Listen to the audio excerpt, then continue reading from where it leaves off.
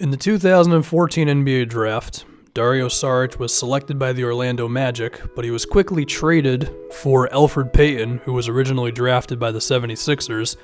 And with this trade, the Magic hoped that they could find their starting point guard who could lead them to some great things. And Elfrid Payton's career up to this point has been an interesting one.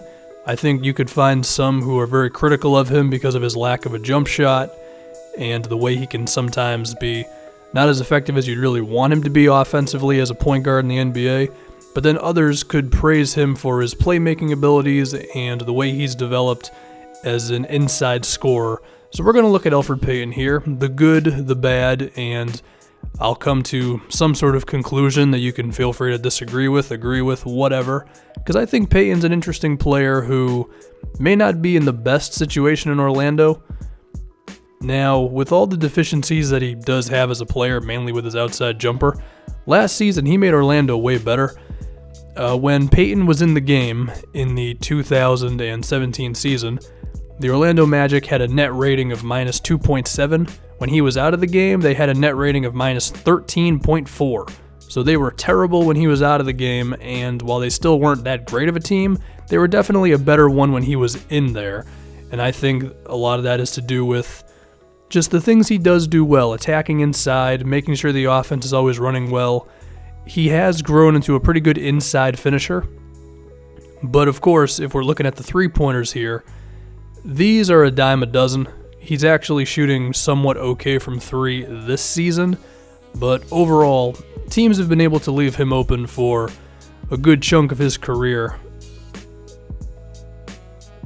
As a result of that, there is a cap on how good you can really be offensively with Payton, because if you're not going to be a really good outside shooter like that, then you better be great when it comes to getting to the free throw line, and he doesn't really get there that much either. So it would be great if he could make defenses pay for leaving him open, and if he can ever progress on that outside jumper, I think that's what will allow him to become a much better player. Because, I mean, there are times when, if you look at him in the bottom corner right here, Rajon Rondo just kind of ignores him, and that happens a lot with the Magic. When the ball is not in Payton's hand and he goes out to the corners, the defense is able to just back up off of him and bring extra defenders to the middle of the floor, because that's the mentality with NBA defenses nowadays, is no middle stuff. I mean, you see him in the top corner. The Pelicans are just not really respecting Elfrid Payton that much. Gives the ball off, goes off. I mean, Etuan Moore's not even looking at him. Rondo's barely looking at him. So with the lack of a jump shot like that, how good does Elfrid Payton really make you as an offensive team? Here's another one where, as the pick and roll develops, his defender just creeps ever so slowly to the middle of the floor, and it can just make it pretty rough to score. Now, a play like this one where he attacks the closeout and gets it to Maurice Spates quickly, those are the type of things that Payton can do in order to change this stuff.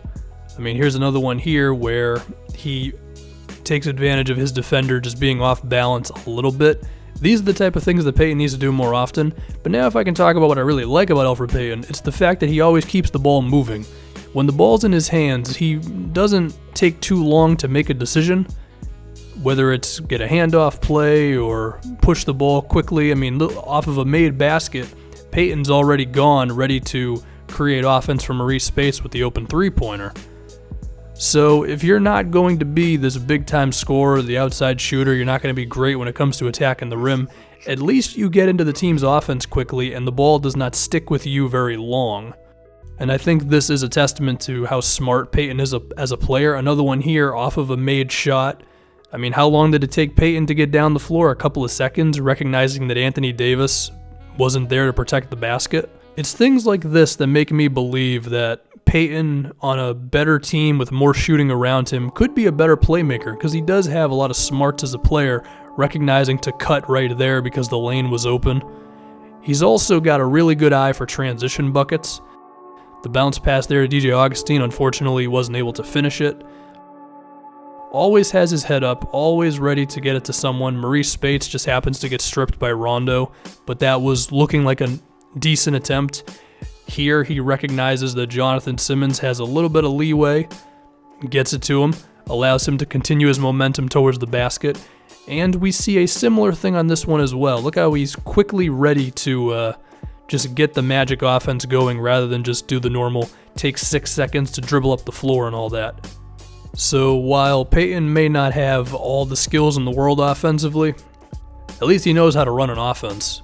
He also knows how to run a pick and roll pretty well. He's in the 65th percentile in the NBA when it comes to pick and roll ball handlers. And given that he's not a guy who has a whole lot of scoring ability, I would say that's almost about as good as he can be there. Again, if he learns how to shoot, and we'll talk about that in a little bit here, then he could become a lethal pick and roll player. But with the opportunities he does have for the Magic, he's been pretty okay. Again, the Magic have not had a lot of shooting the past couple of seasons. I mean, if they had that, maybe he'd be even better of a playmaker.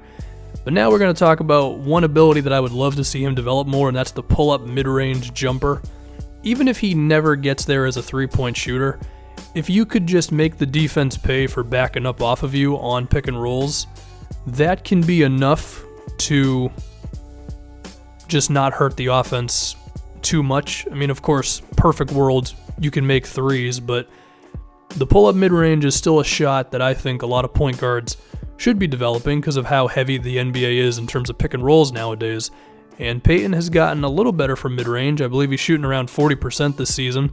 Doesn't take too many, but when he does, it's been okay. If the usage can be higher, that'd be awesome. I'd like to see his floater game keep on improving as well. If he could really master or just become above average from mid-range and on floaters, then perhaps that can be enough. Now we can get to his defense, where it's a little more shaky. You'll notice him under the basket right now. He's defending Etuan Moore. You don't really want to get casual on Etuan Moore because of how good of an outside shooter he is, and because he fell asleep for that split second, he was forced to switch on to DeMarcus Cousins. Now, luckily for him, Etuan was feeling himself against Spates, but Payton does like to gamble on defense. I do think he's a good defender overall. He gets a good contest on Holiday there, he just happened to get the lucky bounce. But then this one here, he's defending Darius Miller, who's one of the best three-point shooters in the NBA. You're giving him a lot of space there, Elfrid. But you'll see him here, top of the corner against Etuan Moore. I mean, you're allowing Etuan Moore to get a lot of space. You're just lucky that they didn't catch him. Zach Lowe pointed all this stuff out in a recent article of his, and I started looking at this stuff, and yeah, sometimes Elfrid just kind of roams around on defense. Might want to clean those things up. But overall, Elfrid Payton's an interesting player. I think ultimately he could be a little better than what he's shown if the Magic just had more shooting around him. I mean, just this season, Aaron Gordon started making threes. Vucevic finally got a pulse from outside, last year? He's a good player. He's a good point guard. Does he have some limitations? Sure. And it could be better on a different team. But I like him. Also, he really needs to cut his hair.